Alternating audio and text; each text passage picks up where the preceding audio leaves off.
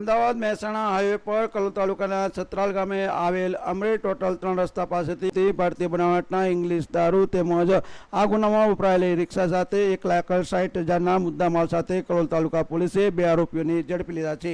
આ બનાવની હકીકત એવી છે કે કલોલ તાલુકા પોલીસને બાતમી મળી હતી કે અમદાવાદ મહેસાણા હાઈવે પર મહેસાણા તરફથી એક રિક્ષામાં ભારતીય બનાવટનો ઇંગ્લિશ દારૂ આવી રહ્યો છે। આથી કલોલ તાલુકા પોલીસે તાત્કાલિક કલોલ તાલુકાના છત્રાલ ગામે આવેલ અમરેટ હોટલ પાસેના 3 રસ્તા પાસે વોચ ગોઠવીને આ રિક્ષા આવી પહોંચતા તેને અટકાવી હતી અને આ રિક્ષાની તલાશી લેતા તેમાં ભારતીય બનાવટનો ઇંગ્લિશ દારૂ હતો। આથી પોલીસે રિક્ષા ચાલક પાસે દારૂનું પરમિટ માંગતા તેની પાસે કોઈ જાતનું પાસ પરમિટ ન હોય આ બંને આરોપીઓની અટકાયત કરીને તે બનાવટના દારૂની 60 બોટલ સાથે આ બંને આરોપીઓને ઝડપી લીધા હતા। તેમજ આ ગુનામાં વપરાયેલી રિક્ષા તેની કિંમત 1,50,000 સાથે કુલ 1,60,000ના મુદ્દામાલ સાથે 2 આરોપીઓને ઝડપી લીધા હતા। કલોલ તાલુકા પોલીસે ગેરકાયદેસર રીતે મહેસાણાથી અમદાવાદ તરફ રિક્ષામાં જઈ રહેલા દારૂ સાથે 2 આરોપીઓની ધરપકડ કરી છે। જેમાં એક આરોપીનું નામ રાજવીરસિંહ નરેન્દ્રસિંહ ઝાલા તેમજ બીજા આરોપીનું નામ સુરેન્દ્ર કાંતિભાઈ સોડા હોવાનું જણાવ્યું હતું અને આ બંને આરોપીઓ